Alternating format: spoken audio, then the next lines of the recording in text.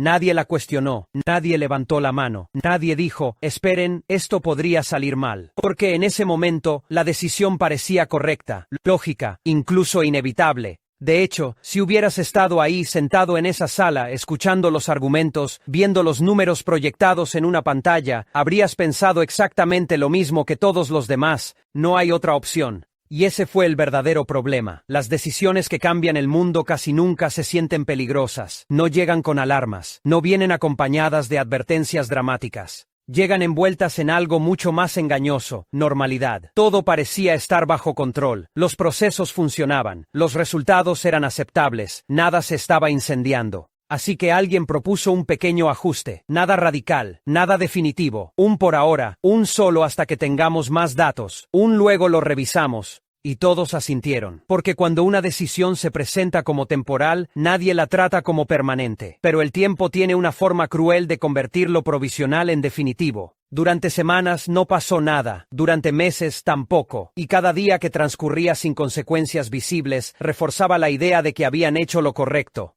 Ese es uno de los mecanismos más peligrosos de la mente humana, confundir ausencia de problemas inmediatos con ausencia de riesgo. El sistema siguió avanzando. La decisión se repitió una y otra vez, se volvió rutina, ya no era una elección consciente, era simplemente cómo se hacen las cosas. Y cuando algo se convierte en costumbre, deja de analizarse, deja de cuestionarse, deja de discutirse, pero había algo que nadie estaba mirando. Algo que no aparecía en los reportes, algo que no se podía medir fácilmente, algo que no daba problemas, todavía, una consecuencia lenta, acumulativa, silenciosa, como una grieta microscópica en una estructura gigantesca, invisible al principio, irrelevante, según todos. El problema es que no todas las consecuencias avisan cuando empiezan, algunas solo se hacen evidentes cuando ya es imposible detenerlas. Y aquí viene la parte más inquietante de toda esta historia. Esta no es la historia de una mala intención, no es la historia de personas irresponsables o malvadas. Es la historia de una buena decisión, tomada por las razones correctas en el contexto equivocado. Y esas son, por lejos, las decisiones más peligrosas que existen. Porque cuando algo se hace con buena intención, nadie quiere ser el primero en decir que fue un error. Y cuando nadie quiere decirlo, el error crece.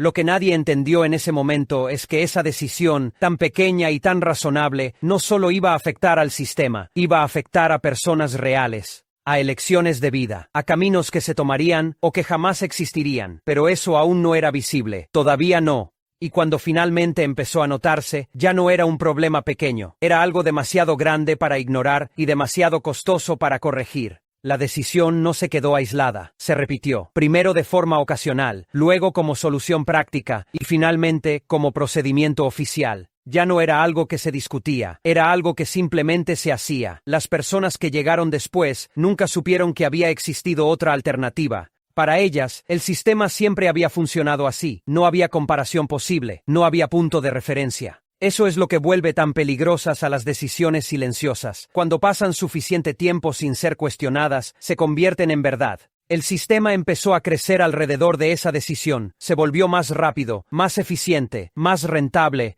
y cuanto mejor parecía funcionar, más intocable se volvía, porque ahora no era solo una decisión, era la base de todo. Con el tiempo, empezaron a aparecer pequeñas inconsistencias, nada escandaloso, nada que justificara detenerlo todo. Solo números que no cuadraban del todo, resultados ligeramente desviados, efectos secundarios difíciles de explicar. Pero en sistemas grandes siempre hay ruido, siempre hay excepciones, siempre hay variables imposibles de controlar. Así que esas señales se archivaron como eso, ruido. Y aquí ocurre algo muy humano. Cuando un sistema da resultados aceptables, el cerebro busca razones para defenderlo, no para cuestionarlo. Porque cuestionarlo implica admitir que tal vez llevamos tiempo equivocados, y admitir eso cuesta. Alguien sugirió revisarlo desde el origen, volver al momento exacto en que se tomó la decisión, no para cambiarla, solo para entenderla mejor. La propuesta no cayó bien, porque revisar el origen implicaba abrir una puerta peligrosa, la posibilidad de descubrir que el problema no era reciente, sino estructural. Así que se tomó otra decisión, no tocar la base, solo ajustar los bordes. Pequeñas correcciones aquí, nuevas reglas allá, parámetros más flexibles, parche sobre parche.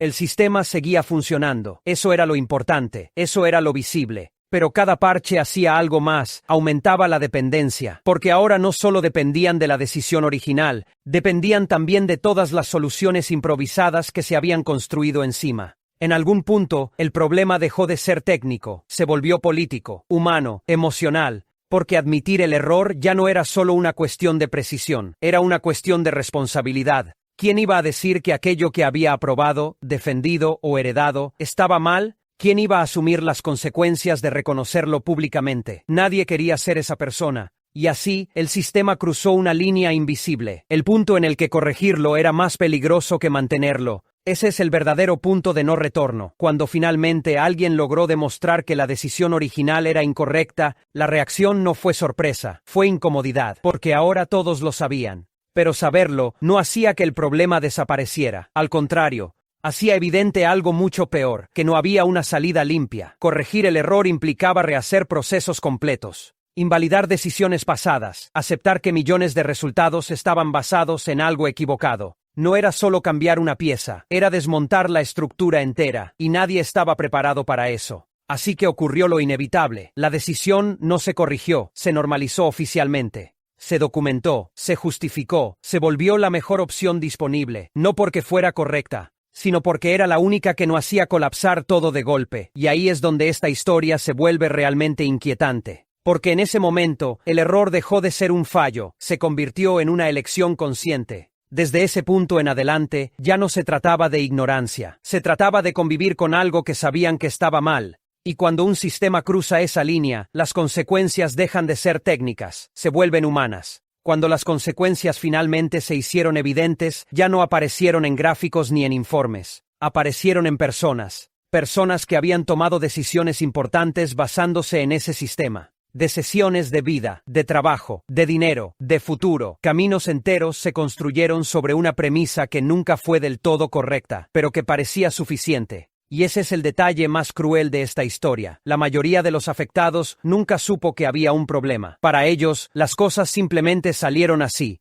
Una oportunidad que nunca llegó, un resultado que no coincidió con el esfuerzo, una elección que parecía lógica, pero que llevó a un lugar inesperado. No hubo un momento claro para señalar y decir, aquí estuvo el error, porque el error no explotó, se filtró, lento, constante, silencioso.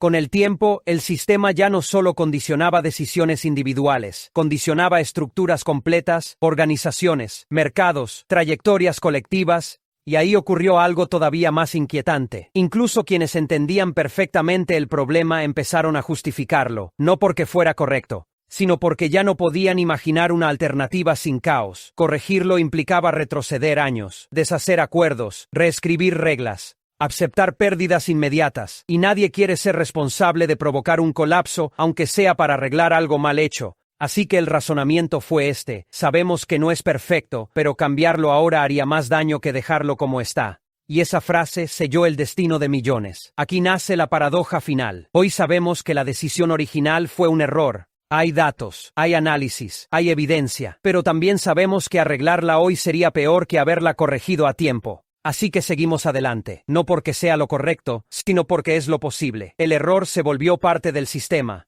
El sistema se volvió parte de la vida cotidiana, y la vida cotidiana lo normalizó por completo. Esta historia no trata solo de un caso específico. Trata de un patrón, pequeñas decisiones que parecen razonables, tomadas bajo presión, con información incompleta, que se repiten sin mala intención, hasta que un día, mirar atrás resulta demasiado costoso, y entonces ocurre lo más peligroso de todo. El error deja de ser un error, y se convierte en la forma en que funcionan las cosas. Tal vez lo más inquietante no es lo que pasó entonces, sino lo que está pasando ahora mismo. Decisiones que hoy parecen correctas, ajustes temporales, soluciones prácticas que nadie quiere cuestionar. Porque funcionan, porque no han explotado, porque no duelen todavía. La pregunta no es si este tipo de historias vuelve a repetirse. La historia demuestra que siempre lo hace. La verdadera pregunta es otra: ¿cuántas decisiones que hoy defendemos con seguridad serán vistas mañana como errores imposibles de corregir?